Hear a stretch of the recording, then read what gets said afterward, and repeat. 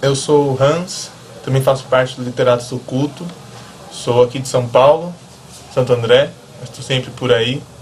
Já fui para o Rio, para Goiânia, quem sabe logo mais não estou por outros lugares. Enfim, vamos lá. Eu trouxe para vocês hoje um livro de um autor espanhol chamado Kiefer, não sei se vocês conhecem. O nome do livro é Para Te Comer Melhor.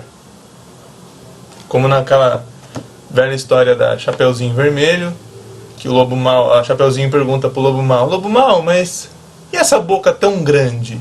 E o lobo mau responde, né, para te comer melhor. E na realidade, primeiro eu vou tentar falar um pouco do autor, que eu dei uma pesquisada antes para tentar entender o contexto, porque a gente não lê um livro, a gente lê um autor também. E no caso, o Kiefer, que esse autor Eduardo Godinho Kiefer, é um nome complicado, ele é um jornalista.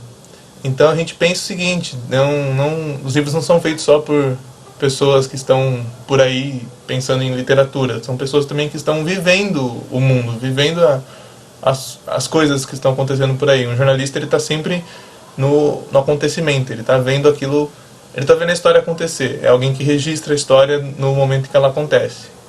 E a gente sabe que é uma visão diferente. Um jornalista tem uma visão muito mais realista da coisa. Ele está vendo aquilo da forma nua e crua.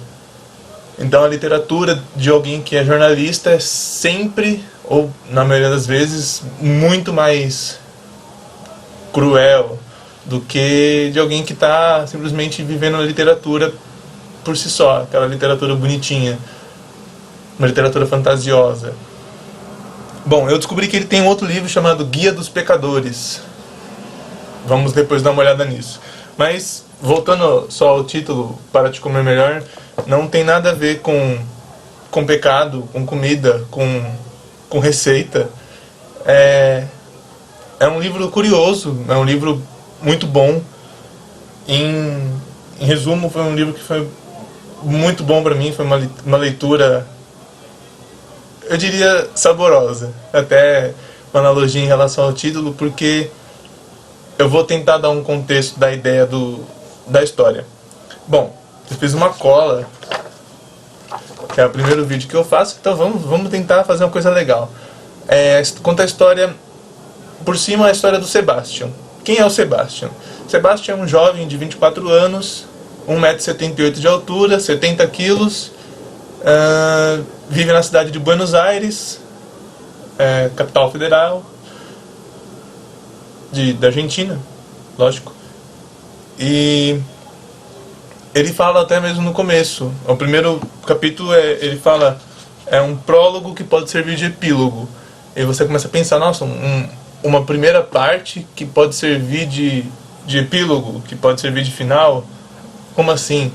E você começa a ler e vem aquilo que eu falei anteriormente, a parte do jornalista, a parte crua e cruel e realista da coisa. Você olhar e falar, poxa, o Sebastian pode ser o meu vizinho de porta, o Sebastian pode ser o meu amigo que estuda comigo, porque o Sebastian, no caso, é um universitário. E ele trabalha num jornal também. E no decorrer da história, o Sebastian, no decorrer da história eles vão apresentando outros personagens que vão entrando junto na vida do Sebastian, na vida e morte do Sebastian. A Ana, o Robbie, a Flor de Irupê e a Dona Amparito. São vários personagens que numa visão de leitor você não entende muito bem o porquê. Você fala, nossa, mas quem são esses? O que é isso? O que está acontecendo? Você começa a ler, e são vários capítulos diferentes, em que um capítulo ele fala do Sebastian, um capítulo ele fala da Ana, um capítulo ele fala do Robbie, outro capítulo ele fala da Flor de Irupê, que é uma personagem que marcou, porque é o que eu falei da questão do jornalista de novo, vou repetir mais uma vez, isso está ficando repetitivo. Mas a Flor de Irupê, ela saiu do interior da Argentina em busca de melhores condições na capital. Tem até uma frase dela que ela fala assim, não, é porque na capital não tem enchentes, todos os rios são canalizados, lá nunca enche d'água. É como São Paulo. Vamos pensar em Buenos Aires, São Paulo. Então a gente tem essa questão do êxodo, né? É complicado. Eu fico triste. Mas eu marquei umas partes do livro para poder falar. E só voltando, depois eu falo as partes do livro, mas são várias coisas interessantes que o livro trata, e principalmente de um contexto.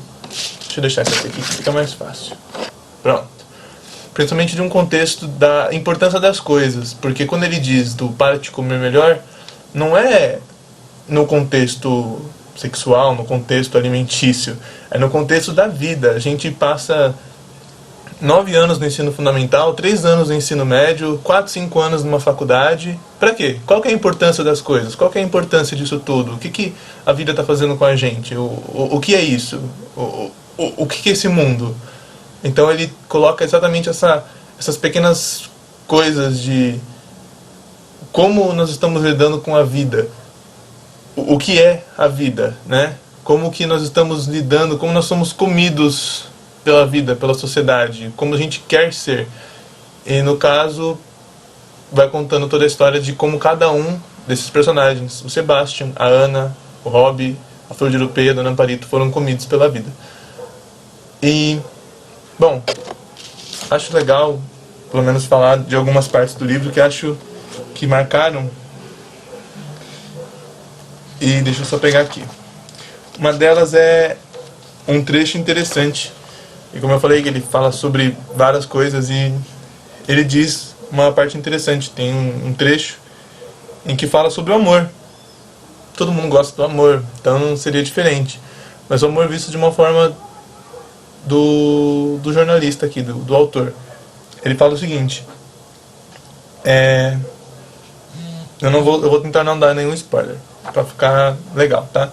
Mas que eu me dei conta de que fazer o amor é fácil, mas que construí-lo tijolo por tijolo, pedra por pedra, é difícil ou impossível.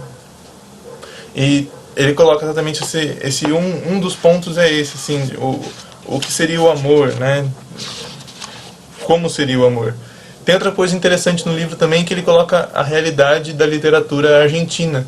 É curioso, porque ele também fala da literatura brasileira aqui no meio.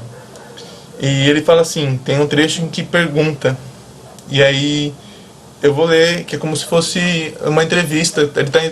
O Sebastian está entrevistando uma outra pessoa, porque ele é jornalista, já falei que ele é jornalista, trabalha no jornal.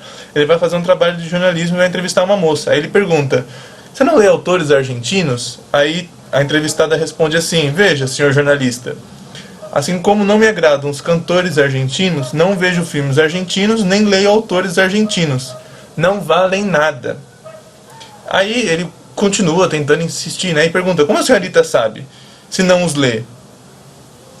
E aí vem essa coisa legal nossa também de brasileiro, de falar que literatura brasileira não vale nada. E a gente pergunta, o que a gente lê de literatura brasileira?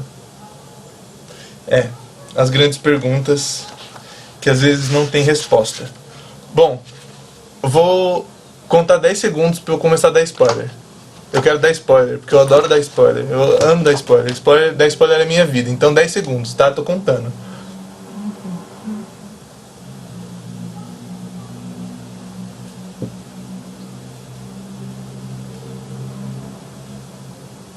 Já deu, né? 10 segundos. Sebastian morre no final. Ele já tá morto desde o começo. O Sebastian, ele se mata. É extremamente triste. Se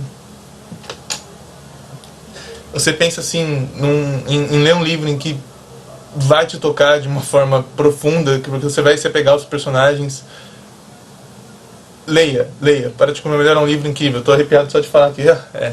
Fico todo arrepiado, porque é incrível. O livro em si te seduz a ficar apaixonado pelos personagens desde o começo. O Sebastian, eu me senti muito aproximado do Sebastian por causa disso. Eu falei, nossa, ele é muito, muito todos nós. Tanto que tem um trecho em que ele fala que nós somos vários montes de pedaços e não somos ao mesmo tempo nenhum pedaço ao todo. Tanto que tá aqui, é um dos primeiros trechos que eu acho que eu separei. Rápido. Aqui. Que é... Você é todo disperso, dividido, um montão de pedaços. Você não está colado. E somos nós somos sempre assim. Nós somos um pedacinho em casa, um pedacinho na faculdade. Nós somos sempre esse monte de pedaços. E tem vários trechos que são muito legais, mas eu acabei de ver que já deu 10 minutos. Mas enfim, acho que tá bom. Pelo menos é um livro que marcou, pelo menos muito. E conheci um autor a partir disso, que é o T.S. Eliot.